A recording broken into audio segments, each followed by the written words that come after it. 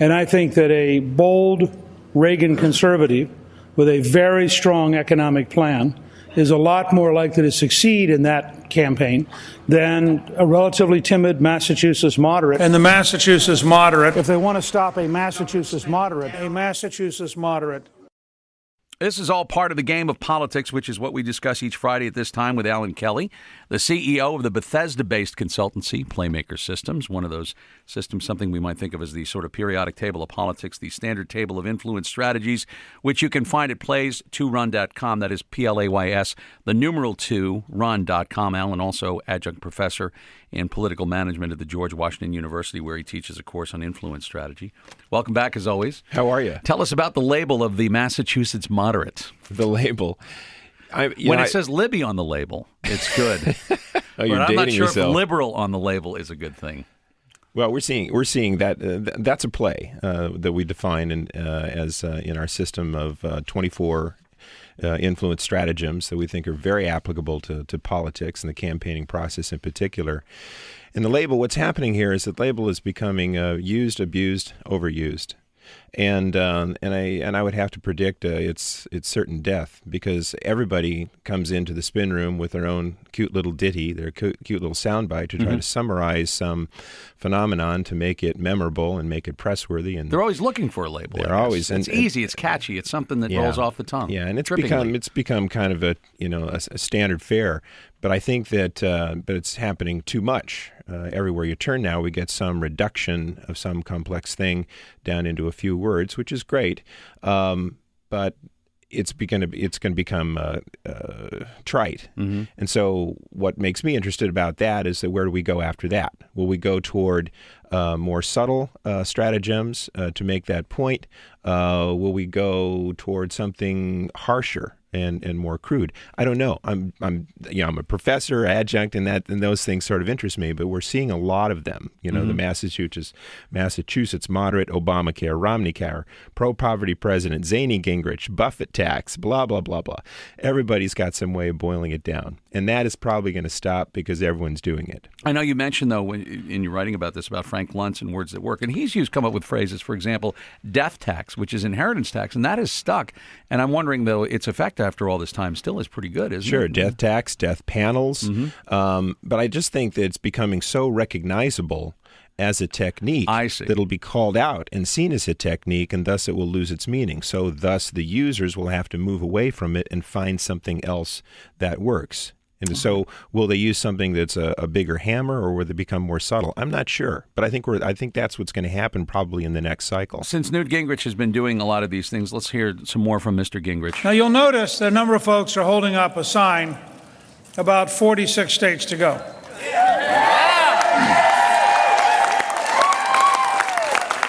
We did this in part for the elite media because the same people who said I was dead in June and July and said I was gone after Iowa, who seemed totally quiet the night of the South Carolina victory, are now going to be back saying, what's he going to do, what's he going to do, what's he going to do? So I just want to reassure them tonight.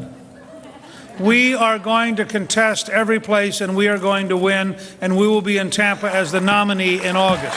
That was after the loss in Florida over the weekend, or on Tuesday. One of the surprises about that, Alan, is that he was using a loss to say 46 more to go. It's sort of like, please, sir, may I have another, as opposed to winning and saying 46 more to go. We got this thing in the bag. It was just kind of an odd twist on that. But your take on this, because as you're writing, a lot of pundits were looking at the speech, wondering which Newt Gingrich was going to show up. Was it going to be the angry Newt, or was it going to be the happy Newt, or the morose Newt? And in this particular case, why do you call it the nabobs of Newt? Yeah, sounds like the Eye of Toad. Yeah, the nattering nabobs of negativism, as William Safire used to. That's right. Thank you. What interested me about that is, as everyone was sort of preparing for the worst, and they were almost inventing it and wishing it for it to happen. But I have to sit back and take the system that we use, and I have to put the microscope on that. And the analysis that we have is much more. To us, it's impressive. The way that Newt peeled through that talk was a whole lot more art, than accident or a catastrophe. And, you listen to what Steve Schmidt, for instance, on CNN, and he said, "Oh, he's falling apart. That was terrible." Well, it wasn't. I think that he ran a series of what we know are strategies and stratagems. He ran a filter which said, "Hey, we've got 46 plays to go." It's certainly a cup half full, but he's filtering positive information through his little editing system in his mind. He ran a screen. That's a play where you sidle up to things and symbols you like. He invoked Lincoln, and talking about it's a government of the people, by the people, for the people. And then he ran a play that we called the Fiat. You remember from last week? Right, it's not the car. Not the car. Right. It is the declaratory statement, where he said, "Listen, we'll continue for 6 months. We're going to Tampa." And then he ran a challenge. He says, "Listen, make me a contract. Make a contract with me," which, of course, we all recognize his language of the contract. And then he crowded one of Romney's favorite techniques, that look at me, I'm in the Oval Office.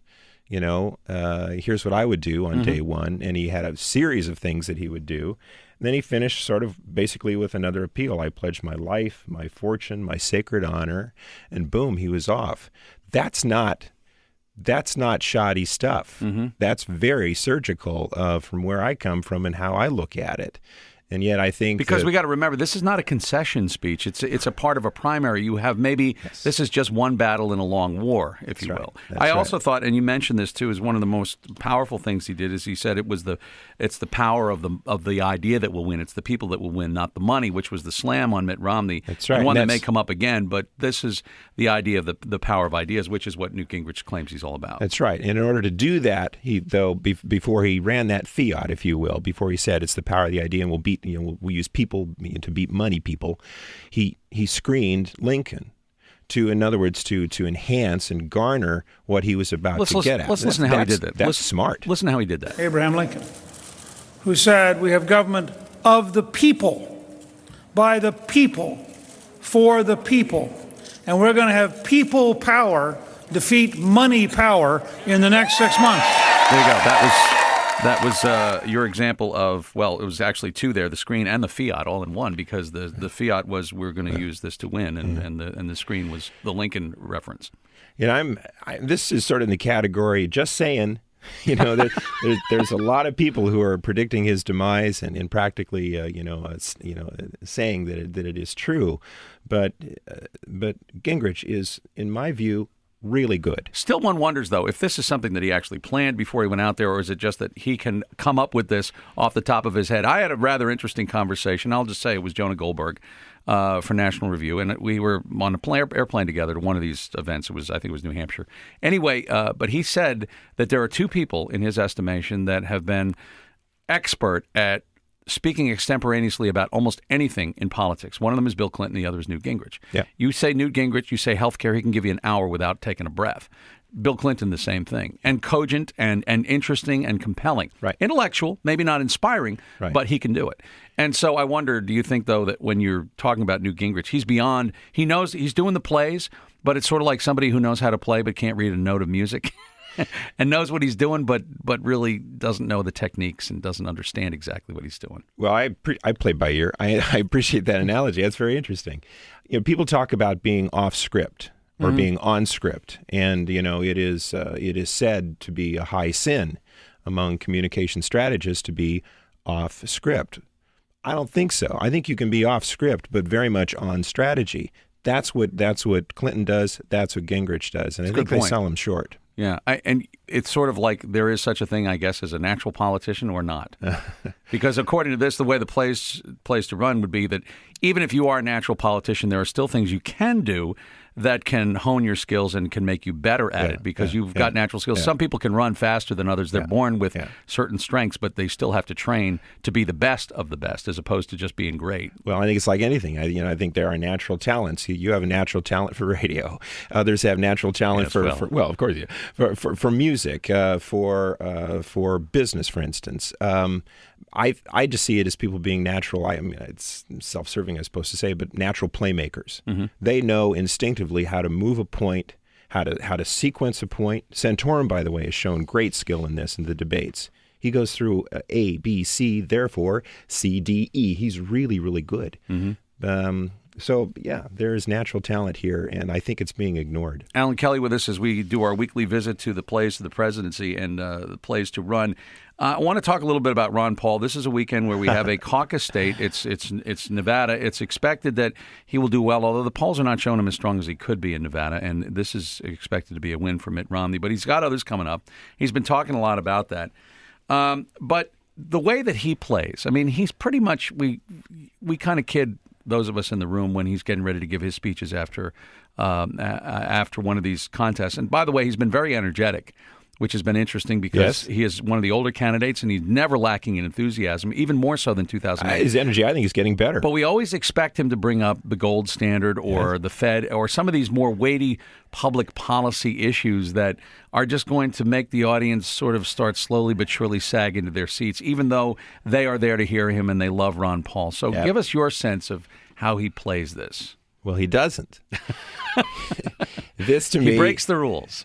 Well, we talked about the 11th commandment. In a way, he's really sticking to the 11th commandment. I doubt out of allegiance, to 50 years of Reagan, 11th commandment doctrine. But I think that Dr. Paul really has a serious inability to contextualize competitively what he is saying.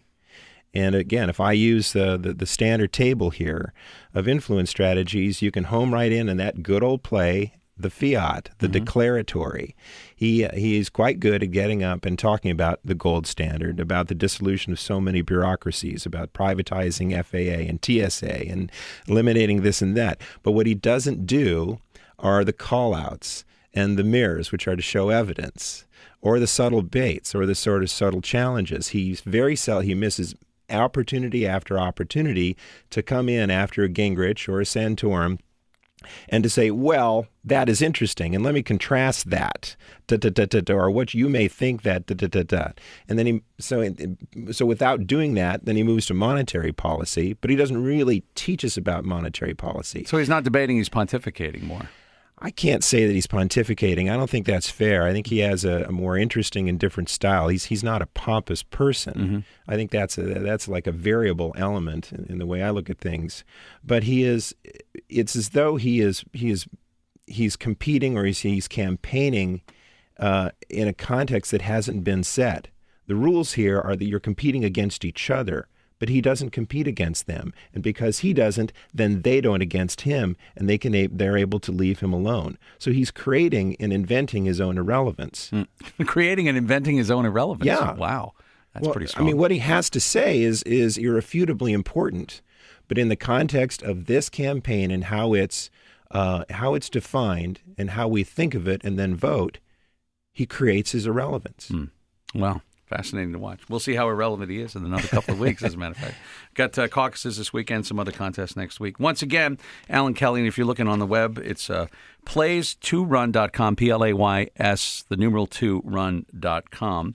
And we appreciate it as always. Next week we'll do more of this and see where we are. And at some point we'll have fewer than 4. We'll really be getting down to it. Thanks for having me. Always good talking to you. Thanks, Alan. Bye-bye.